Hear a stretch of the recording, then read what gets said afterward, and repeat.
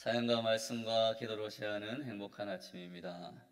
인생을 살면서 우리가 경험하고 싶지 않은 일 가운데 하나는 악인들에게 고난을 당하는 것입니다. 우리는 악한 자가 만들어낸 거짓말 때문에 속고 또 손해를 보기도 하고 큰 마음의 상처를 입고 고통을 당할 때가 있습니다. 또한 악한 자가 퍼붓는 그러한 매서운 공격 앞에 속수무책으로 당할 때가 있습니다. 이렇게 우리가 악한 자로부터 불의한 일을 당했을 때 우리는 어떻게 해야 할까요? 다윗은 원수와 같은 악한 자들의 그러한 독한 공격으로 인해 위급한 처지에 놓이자 먼저 하나님께 기도하며 문제들을 해결해 주실 것을 간구하고 있습니다. 우리 힘으로 해결할 수 없는 이러한 공경을 만났을 때 어떤 기도를 드려야 하는지 오늘 시편 말씀을 통해서 함께 알아보도록 하겠습니다.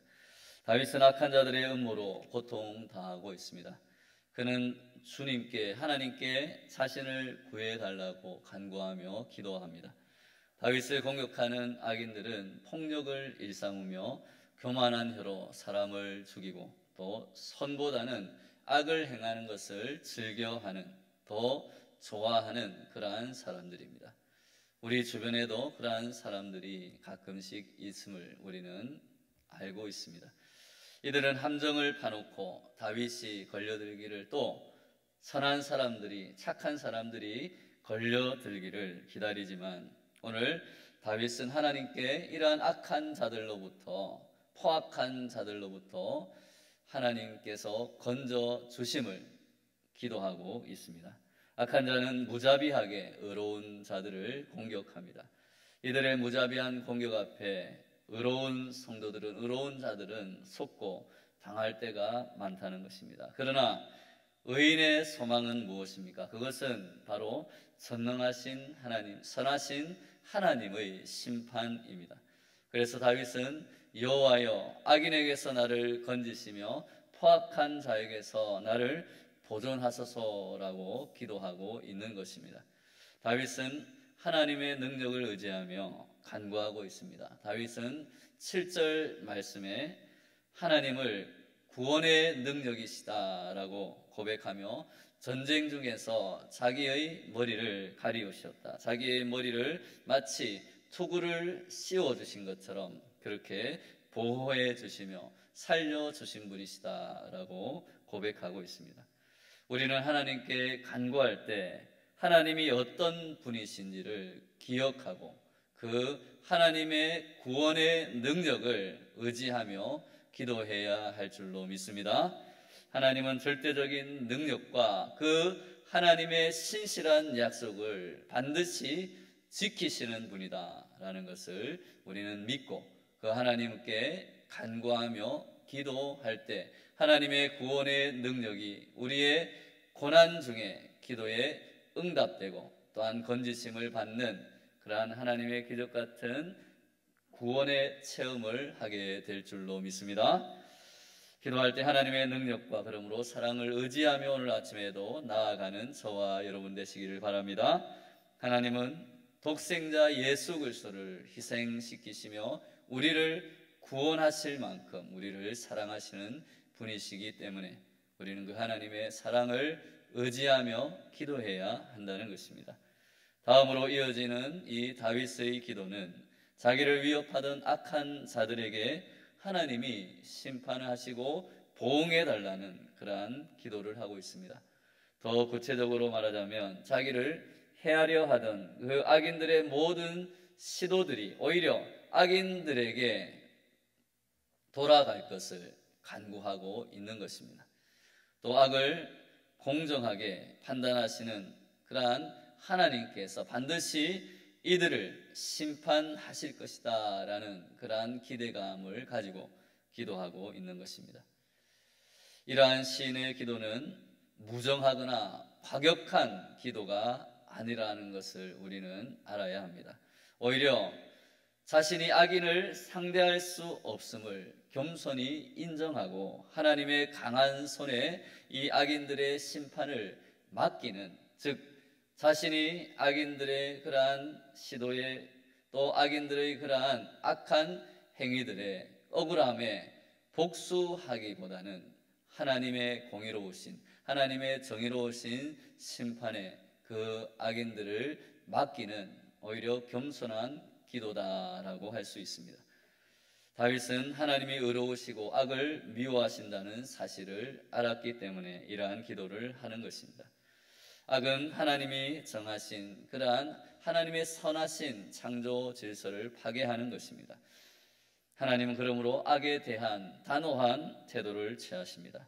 이러한 믿음 때문에 다윗은 악인들을 하나님께 맡기는 그러한 기도를 드릴 수 있었던 것입니다. 우리 성도는 자기를 공격하는 모든 원수를 향해 친히 원수를 갚지 말고 악에 대해 진노하시는 하나님의 공의로우신 손에 맡겨 드려야 할 것입니다. 그래서 바울은 로마서 12장 19절에서 내 사랑하는 자들아 너희가 친히 원수를 갚지 말고 하나님의 진노하심에 맡기라 기록되었으되 원수 갚는 것이 내게 있으니 내가 갚으리라고 주께서 말씀하시느니라고 말하고 있습니다. 또한 요한계시록 6장 10절에서도 복음을 지키다가 죽임을 당한 그 영혼들이 제단 앞에서 울부짖습니다. 그들은 큰 소리로 불러 이르되 거룩하고 참되신 대주제여 땅에 거하는 자들을 심판하여 우리 피를 갚아주지 아니하시기를 어느 때까지 하시려 하나이까 라고 그렇게 울부짖고 있습니다. 하나님, 우리를 죽였던 선한 복음을 전파하며 생명을 살리는 일에 힘썼던 예수 그리스도의 복음을 따랐던 우리들을 박해하고 대적했던 하나님의 이름을 대적했던 저 악한 자들을 심판하시기를 어느 때까지 참으시겠습니까? 라고 그렇게 울부짖는 성도들에게 하나님의 대답은 무엇이었습니까? 하나님의 대답은 그들의 동무종들과 형제들도 그들처럼 죽임을 당하여 그 수가 차기까지 아직 잠시 동안 쉬고 있으라라는 그러한 말씀이었습니다. 어떻게 보면 황당하고 더 억울한 하나님의 대답일 수 있습니다. 아니, 더 많은 의인들이 죽기까지 기다리라는 그러한 말씀을 하시다니요. 아마 이들은 하나님의 이러한 대답에 억울한 그러한 또는 원망과 불평을 토로할 수도 있었을 것입니다. 그러나 그 대답이 오히려 그것이 선하신 하나님의 뜻이기에 이들은 아멘 주 예수여 오시옵소서라고 찬양하며 하나님의 가장 선하신 방법으로 마지막에는 결국 악인들을 가장 정의로운 방법으로 심판하심을 믿고 기다릴 수 있었던 것입니다. 억울한 상황 앞에서 우리 마음은 자연스럽게 분노와 또 복수심으로 때로는 원망과 불평으로 그렇게 불타오릅니다. 하지만 우리가 직접 그러한 악인들에 대적하며 그 복수를 또는 문제를 해결하려고 하지 말아야 한다는 것입니다. 왜냐하면 우리가 직접 복수하려는 과정에서 우리도 죄를 지을 가능성이 많기 때문입니다. 우리는 악을 오로지 하나님의 의로운 판단의 심판에 맡겨야 합니다. 하나님이 최선의 방법으로 우리를 대신해서 그러한 악을 해결해 주시고 또 우리가 참고 기다릴 때에 하나님께서 자연스럽게 그러한 우리의 억울함을 풀어주시고 악인들에게는 하나님의 그러한 최후의 심판을 하실 것을 믿기 때문입니다. 그래서 다윗도 어떻습니까? 억울하게 자신을 죽이려고 쫓아오던 사울 왕을 2번이나 죽일 기회가 있었음에도 불구하고 누구든지 손을 들어 여호와의 기름 부음 받은 자를 치면 죄가 없겠느냐 하고 여호와께서 그를 치시리니 혹은 죽을 날이 이르거나 또는 전쟁에 나가서 망하리라고 말하며 살려준 것입니다. 이러한 기도와 간구에서 우리는 선한 일을 행하다가 악인들에게 받는 고난과 억울함을 하나님께 충분히 호소하며 기도할 수는 있다라는 것을 우리는 알 수 있습니다. 이것은 광야에서 이스라엘 백성들이 가진 불만과 원망과는 전혀 다른 그러한 기도입니다. 다윗과 바울과 요한계시록에 나오는 성도들은 선한 일을 행하다가 복음을 전하다가 당한 고난과 억울함을 하나님 앞에서 갚아달라, 저 악인들을 심판해 달라고 호소하는 것인 반면에 광야의 이스라엘 백성들은 하나님의 말씀에 불순종하다가 형벌을 당한 그러한 일에 대해서 불만과 원망을, 불평을 토로하고 있기 때문입니다. 중요한 것은 우리가 선한 일을 행하다가 당한 고난과 억울함을 사람들에게 호소하는 것이 아니라 하나님께 나와서 호소해야 한다는 것입니다. 그렇습니다. 우리는 우리의 억울함, 우리 속에 있는 분노, 대적을 향한 그러한 저주, 하나님 앞에 나와서는, 하나님께 기도 가운데서는 충분히 오늘 다윗처럼 호소할 수 있는 것입니다.